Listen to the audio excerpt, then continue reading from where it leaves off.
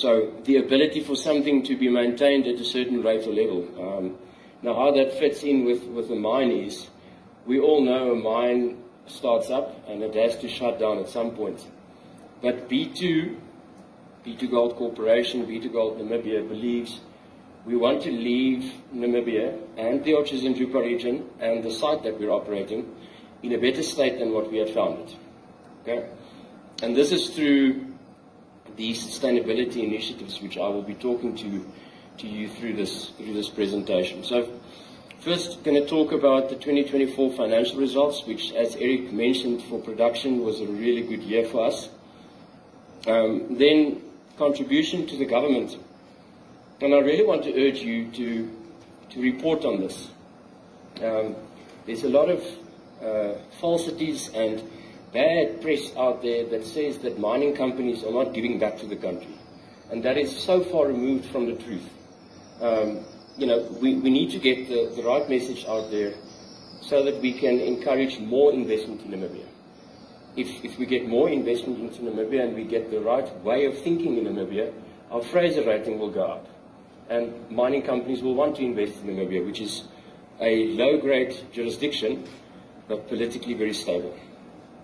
Then I'll talk to the transition to green energy, our corporate social responsibility initiatives, and then post-closure vision. So how do we deal with the mine closing and us sitting with a large land package, all these assets, solar plants, our CSR project portfolio? What do we do with all of that? Is it just going to go away, poof?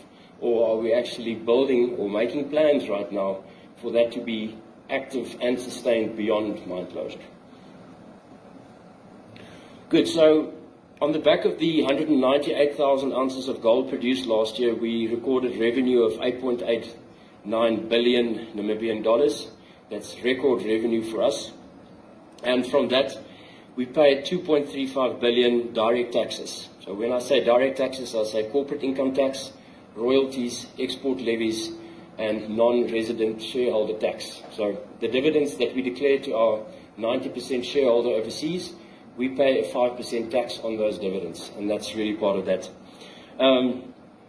For 2025, we're looking forward to 175,000 ounces of gold being produced, midway between 165,000 and 185,000 ounces, at an all-in sustaining cost guidance of $980 to $1,040 an ounce. So you can see that where the current gold prices are sitting at the moment, that means significant profits and significant contributions to the Namibian economy.